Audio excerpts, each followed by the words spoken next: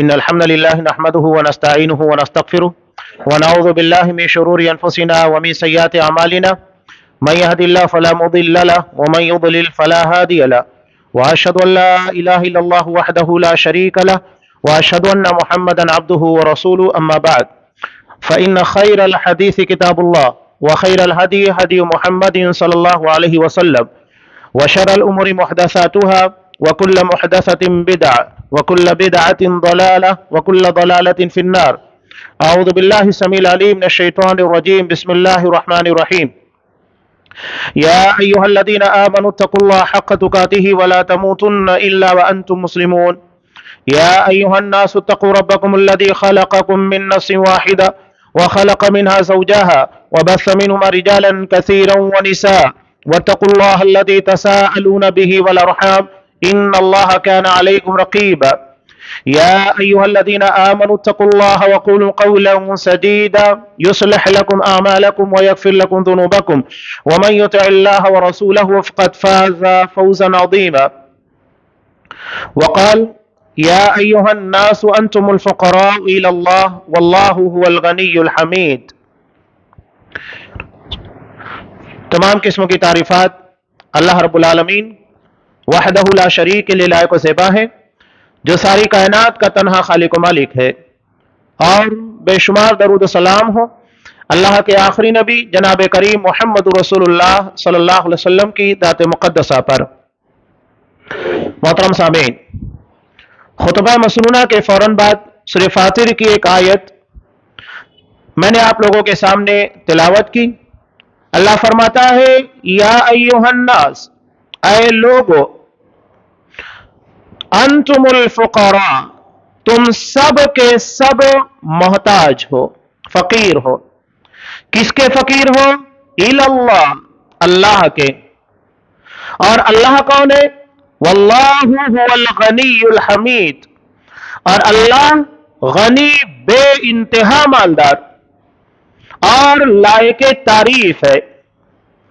یہ آیت بڑی اہمیت کی حامل ہے۔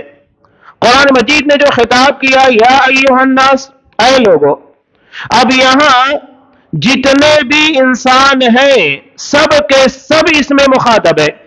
حضرت آدم علیہ السلام سے لے کر قیامت تک کے آنے والے آخری انسان، سب کے سب، چاہے اس میں انبیاء ہو، رسول ہو، اولیاء ہو، اصحاب کرام ہو، اللہ کے نیک بندے ہوں، اللہ کو ماننے والے ہوں، نہیں ماننے والے ہوں، سب کے سب کو اللہ خطاب کر رہا ہے۔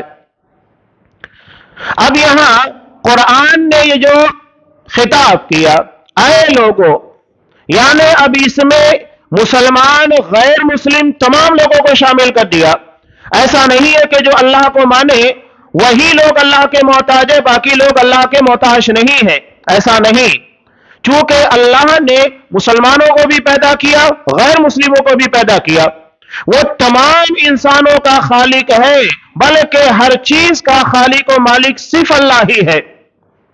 لہذا جب اللہ نے یہ کہا تمام لوگوں کو خطاب کرتے ہوئے کہ سب کے سب اللہ کے محتاج ہیں، اس کا مطلب یہ ہوا، پہلی بات تو قرآن مجید نے بیان کر دی، یہ عقیدہ یاد رکھیے گا کہ کوئی بے نیاز نہیں، بے نیاز صرف اللہ تبارک و تعالیٰ کی ذات ہے، اور بقیہ جتنے ہیں جو مخلوق ہے یہ سب کے سب محتاج ہیں۔ اللہ نے کسی کو اختیارات نہیں عطا کیے کہ وہ اس کے خزانے میں سے بندوں کے پر لٹائے، وہی رات دن خرچ کرنے والا ہے۔ انبیاء کرام علیہ السلام کے واقعات جو قرآن مجید نے بیان کیے، حضرت آدم علیہ السلام، ان سے خطا ہوئی، غلطی ہوئی، کس سے انہوں نے معافی مانگی؟ کس سے انہوں نے مغفرت کو طلب کیا؟ کس سے انہوں نے رحمت کا مطالبہ کیا؟ قرآن مجید صاف کہتا ہے کہ حضرت آدم علیہ السلام، مائی ہوا، دونوں نے کس سے دعا مانگی؟ اللہ تبارک و تعالیٰ سے۔ یعنی رحمت عطا کرنے والا، معاف کرنے والا یہ بھی اللہ ہی ہے۔ دونوں نے اللہ سے دعا مانگی، ربنا ظلمنا انفسنا، اے ہمارے رب ہم نے اپنے آپ کے پر ظلم کیا ہے، وَإِن لَّمْ تَغْفِرْ لَنَا، اگر تو ہمیں نہیں بخشے گا، نہیں معاف کرے گا، ہماری خطا کو تو نہیں بخشے گا، اور ہمارے پر رحم نہیں فرمائے گا وَتَرْحَمْنَا لَنَكُونَنَّ مِنَ الْخَاسِرِينَ، تو یقیناً ہم نقصان اٹھانے والوں میں سے ہو جائیں گے۔ یہ واضح طور پر پیغام ہے کہ انبیاء بھی اللہ کے در کے محتاج ہیں، وہ جو کچھ بھی مانگنا ہے اللہ ہی سے مانگتے ہیں۔ حضرت ابراہیم علیہ السلام امام الموحدین، امام الانبیاء، اللہ کی توحید کے پر قائم رہنے والوں کے امام، اپنی ساری زندگی انہوں نے کس سے مانگا؟ حالانکہ یہ خلیل اللہ ہے، بہت بڑا مقام اللہ نے ان کو عطا کیا۔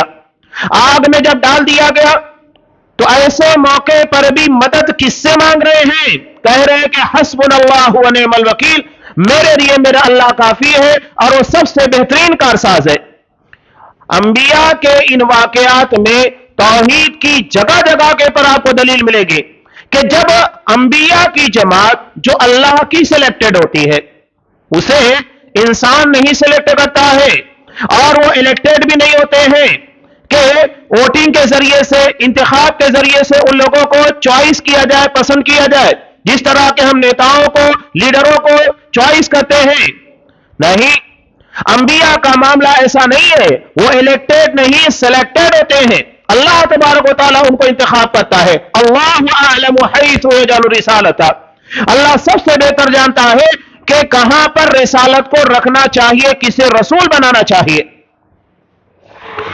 تو جب انبیاء کی ذات، جو اللہ کے برگزیدہ بندے، اللہ نے جنہیں پسند کیا، جنہیں منتخب کیا بندوں تک اپنا پیغام پہنچانے کے لیے، یہ اللہ کے محتاج ہیں، جو کچھ بھی ہے اللہ ہی سے مانگتے ہیں، تو پھر بقیہ دیگر لوگوں کی کیا بساط رہ جاتی ہے کہ وہ بندوں کو کچھ عطا کرے؟ سب اللہ کے محتاج ہے۔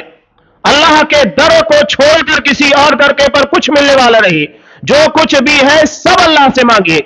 یہاں تک کہ نبی کریم صلی اللہ علیہ وسلم نے ارشاد فرمایا، اگر تم میں سے کسی کے جوتے کا تسمہ ٹوٹ جائے تو وہ بھی اللہ سے مانگے، یعنی ہر چیز کو عطا کرنے والا صرف اللہ تبارک و تعالیٰ ہے، اس کے علاوہ کوئی نہیں۔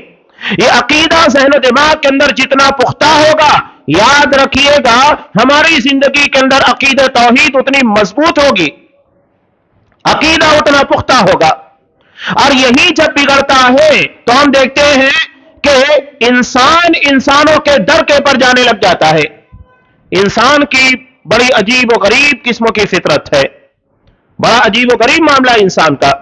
اگر یہ سرکشی، تمرد اور تکبر کی طرف آئے تو اپنے آپ کو رب اعلیٰ کہتا ہے۔ فرعون، اس نے دعویٰ کیا تھا نا، انا ربکم الاعلیٰ، میں تمہارا سب سے بڑا رب ہوں۔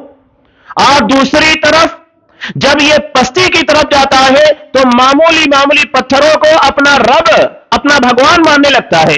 عجیب و غریب ہے انسان۔ یہ اللہ کا بہت بڑا انعام ہے، رسول اللہ صلی اللہ علیہ وسلم کا امت کے پر بہت بڑا احسان ہے کہ انسان کو اس کا صحیح مقام بتایا کہ انسان کو کس مقام کے پر رہنا چاہیے۔ نہ یہ رب اعلیٰ ہے اور نہ یہ اتنا گیا گزرا ہے کہ کسی بھی چیز کے اندر طاقت دیکھے یا تو کسی پتھروں کو اپنا بھگوان، اپنا رب مان لے۔ ایسا نہیں ہے۔ نبی کریم صلی اللہ علیہ وسلم نے انسانوں کو ان کا صحیح مقام متعارف کرایا کہ کس مقام کے پر انسان کو رہنا چاہیے، اور وہ ہے مقام بندگی، اپنے رب کی معرفت، اپنے رب کو پہچاننے کے بعد صرف اسی کی عبادت کرنا، زندگی کے تمام مسائل کو اس کے سامنے لا کر پیش کرنا، ہر قسم کی حاجت روائی، مشکل کشائی صرف اللہ تبارک و تعالیٰ کے سامنے پیش کرنا۔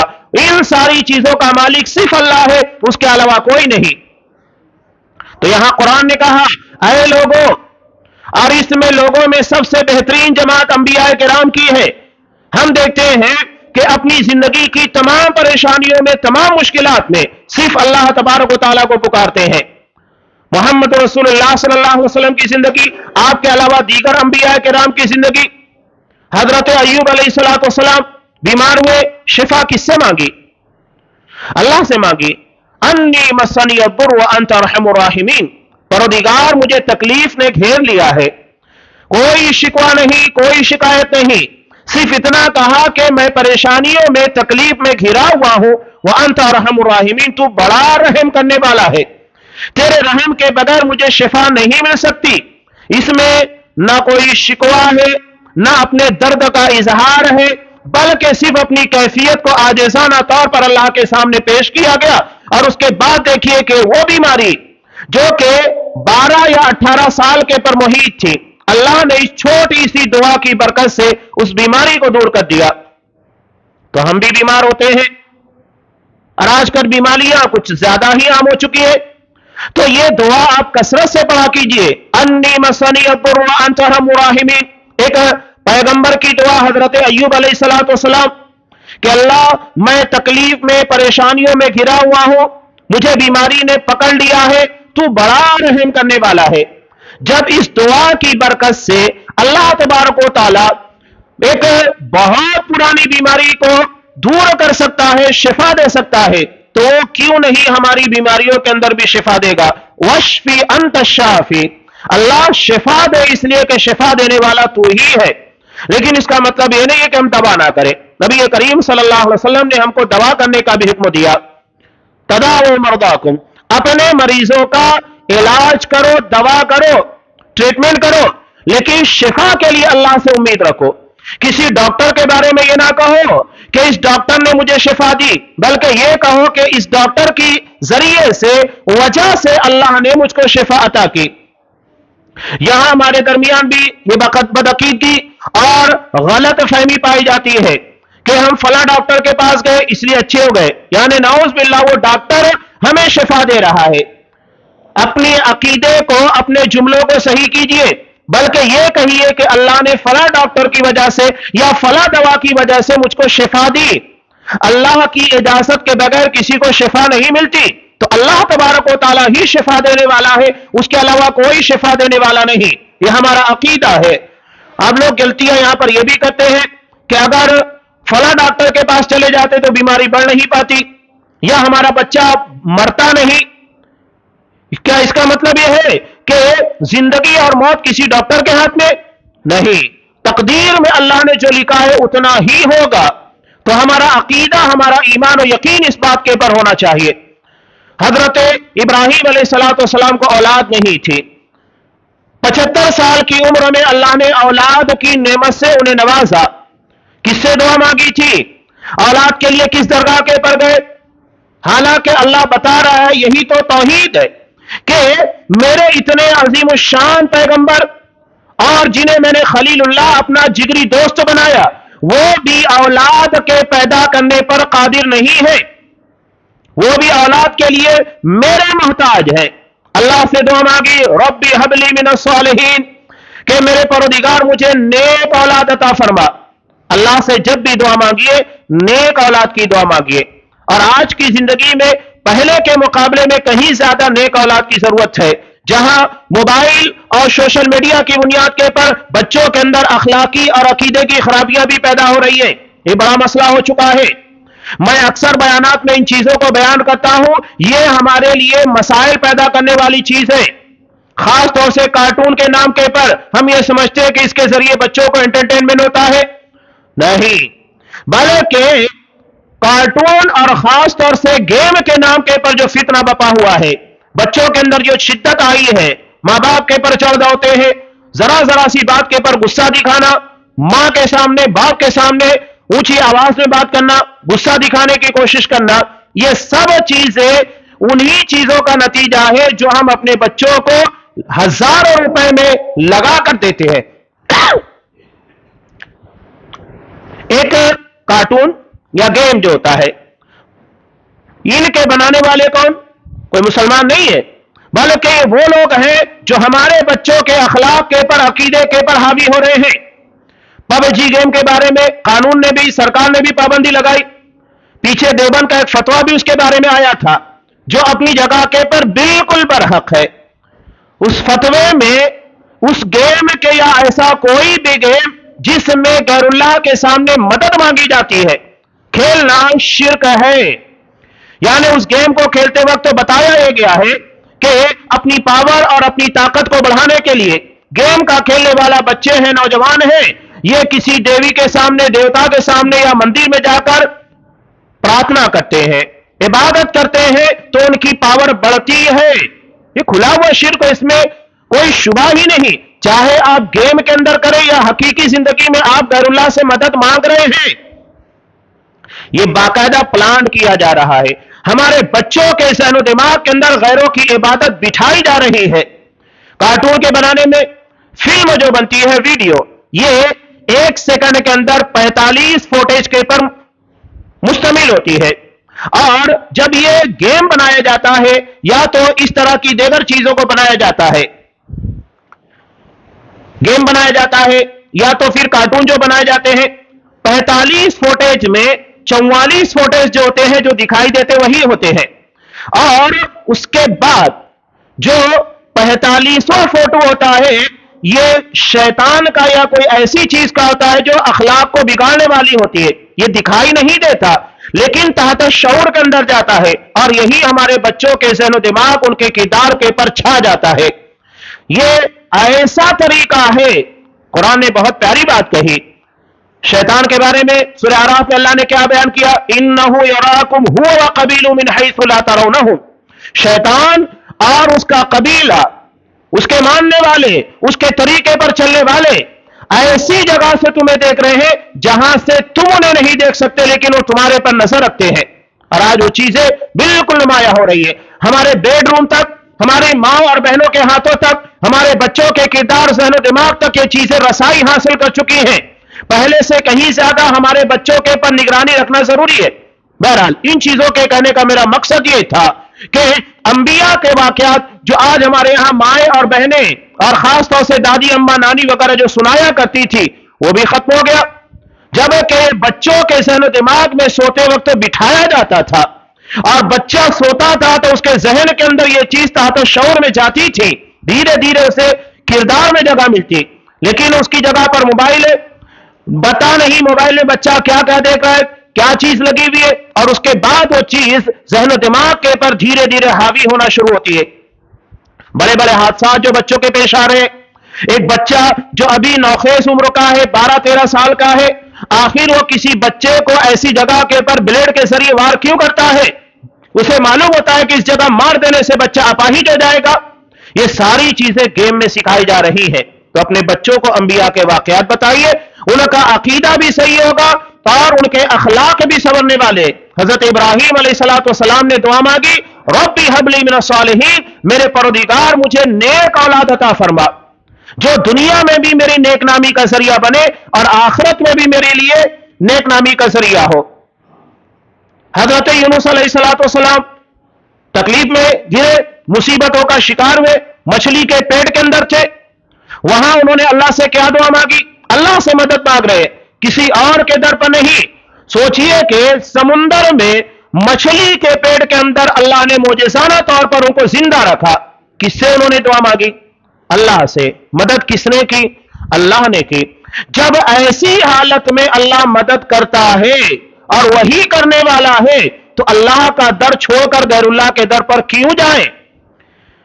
قرآن وہی کہہ رہا ہے، لوگوں سب اللہ کے محتاج ہو، چاہے وہ انبیاء ہیں یا تو اصحاب کرام کی جماعت ہے یا تو اولیاء نیک لوگوں کی، شہیدوں کی، صدیقین کی، سب کے سب اللہ کے محتاج ہے۔ حدیث قدسی جسے امام مسلم رحمۃ اللہ علیہ نے روایت کیا، حضرت ابو ذر غفاری رضی اللہ تعالیٰ عنہ سے مروی، اور یہ حدیث آپ صلی اللہ علیہ وسلم اللہ تبارک و تعالیٰ سے بیان کرتے ہیں۔ اللہ اس میں کہتا ہے، بہت طویل روایت ہے، اللہ کہتا ہے کہ میرے بندو تم سب کے سب گمراہ ہو سوائے اس کے جسے میں ہدایت دوں، یعنی اگر اللہ ہدایت نہیں دے تو کوئی صحیح راستے کے پر نہیں آ سکتا۔ ابو طالب کی مثال سامنے ہے، 10 سال تک نبی کریم صلی اللہ علیہ وسلم کی حمایت کرتے رہے، ہر موقع پر کھڑے رہے، جیسا بن سکا ویسے سپورٹ کیا، لیکن ہدایت سے محروم تھے۔ یہ وہی ہے، ہدایت بہت قیمتی چیز ہے، اس لیے اللہ تبارک و تعالیٰ کہتا ہے من یضلل اللہ فلا ہادی لہ، اللہ جسے گمراہ کر دے اسے کوئی ہدایت نہیں دے سکتا۔ تو اللہ سے ہدایت جو ہم طلب کرتے ہیں، اہدنا الصراط المستقیم، اس میں سب سے بڑی ہدایت عقیدے کی ہے، منہج کی ہے کہ ہمارا عقیدہ صرف اللہ تبارک و تعالیٰ کی وحدانیت کے ساتھ جڑا ہوا ہو، ہمارا طریقہ، ہمارا منہج رسول اللہ صلی اللہ علیہ وسلم اور اصحاب کرام کے طریقے کے مطابق ہو۔ یہ ہر دور میں ضروری تھا، قیامت تک ضروری رہے گا، اس لیے کہ قبر کی زندگی کا 3 سوال انہی کے پر منحصر ہے.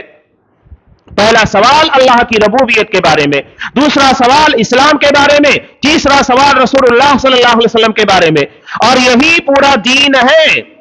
تو قرآن صاف کہہ دیا یا ایھا الناس انتم الفقراء الی اللہ، لوگوں تم سب کے سب اللہ کے در کے محتاج ہو. اور اسی چیز کو حدیث قدسی میں اللہ نے بیان کیا، لوگوں تم سب کے سب گمراہ ہو سوائے اسے جسے میں ہدایت دوں، تم سب کے سب ننگے ہو سوائے اس کے جسے میں کپڑا پہنا دوں، تم سب کے سب بھوکے ہو سوائے اس کے جسے میں رزق عطا کروں، کھانا عطا کروں. یہ بہت بڑی بات اس کے اندر بیان کی گئی ہے. تو ہدایت دنیا کی سب سے عظیم ترین نعمت ہے.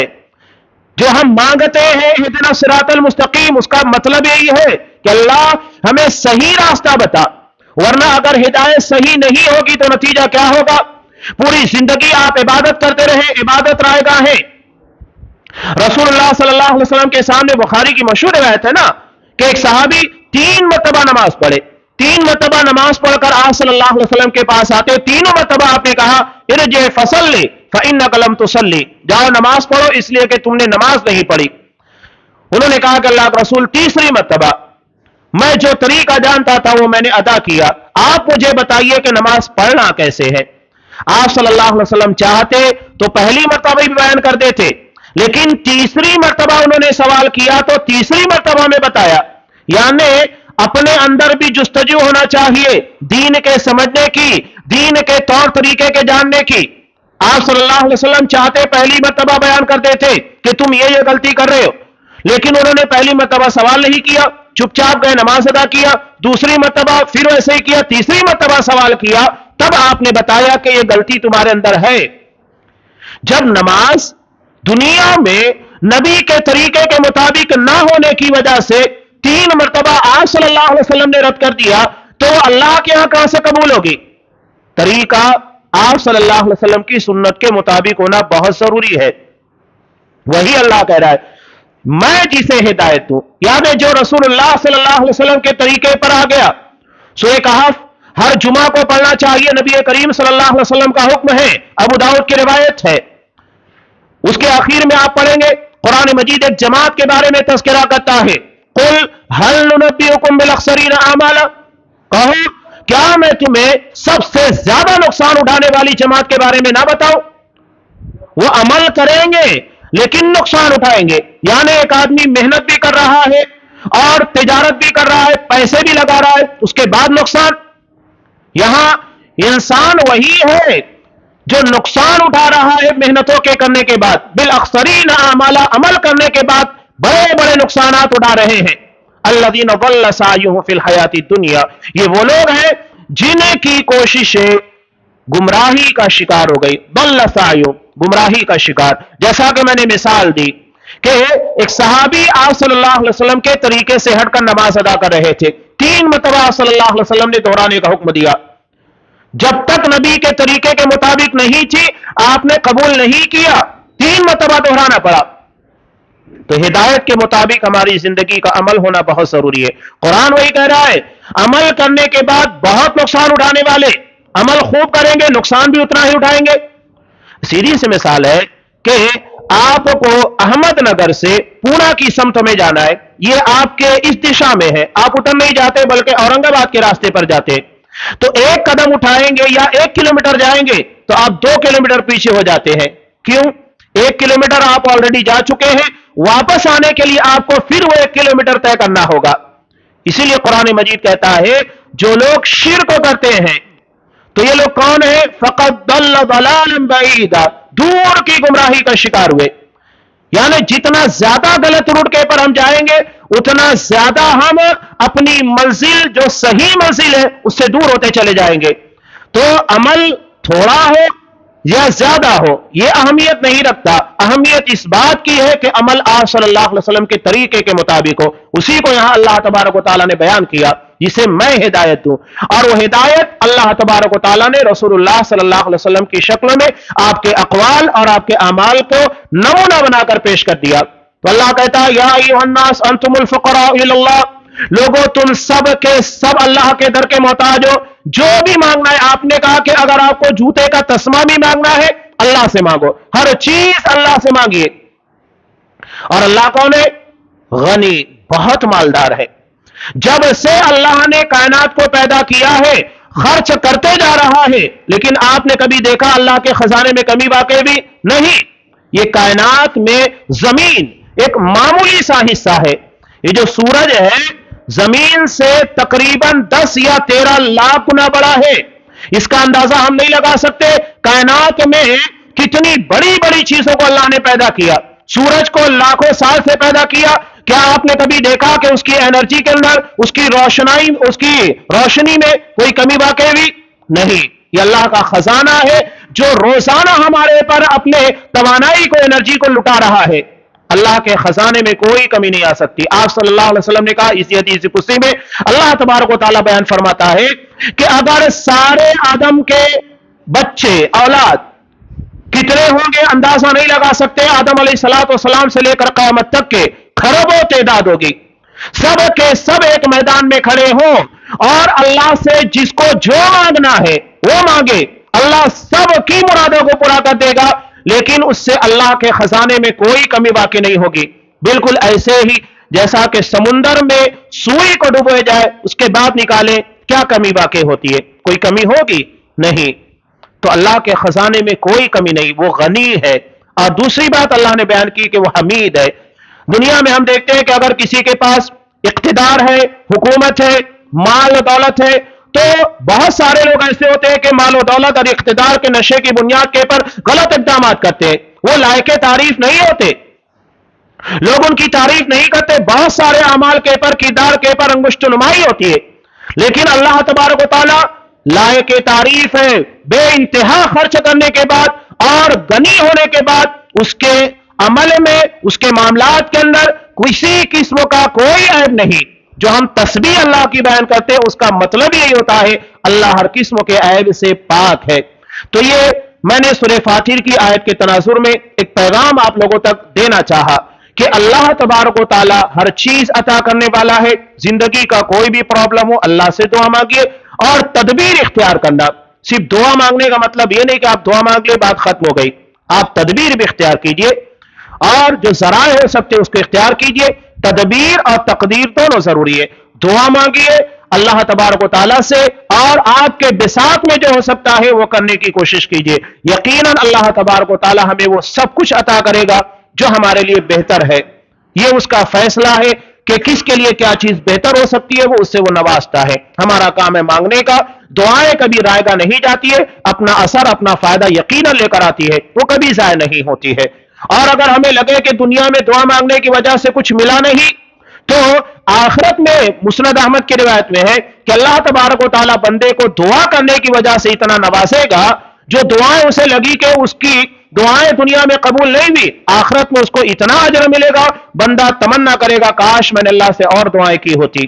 تو اللہ کہہ رہے مانگو، ادعونی استجب لکم، مجھ سے مانگو میں تمہاری دعائیں قبول کرنے والا ہوں۔ وہ کہہ رہا ہے جو ہے مجھ سے مانگو میں سب حل کرنے والا ہوں۔ انبیاء کے واقعات قرآن مجید پڑھیے، بتا رہا ہے انبیاء کے واقعات میں جہاں ان کی محتاجگی ہے، یہ بات ظاہر کرتی ہے کہ انبیاء بھی اللہ کے بندے ہی ہیں۔ جب انبیاء کو کسی قسم کا اختیار نہیں عطا کیا گیا تو کسی اور کو کوئی اختیار نہیں مل سکتا، لہذا اللہ کے در کو چھوڑ کر کسی غیر کے در کے پر جانے کی یا ان کے واسطے وسیلے کے بارے میں سوچنے کی ذہن دماغ کے اندر کبھی جگہ مت بنائیے۔ اللہ تبارک و تعالیٰ سے دعا ہے کہ پروردگار ہمیں صرف تیرے در کا بھیکاری بنا اور ہماری زندگی کی وہ تمام خواہشات جو جائز ہوں، بہتر ہوں، صرف تیرے سامنے لا کر اور تجھی سے ان ساری چیزوں کا مطالبہ کرنے کی توفیق دے۔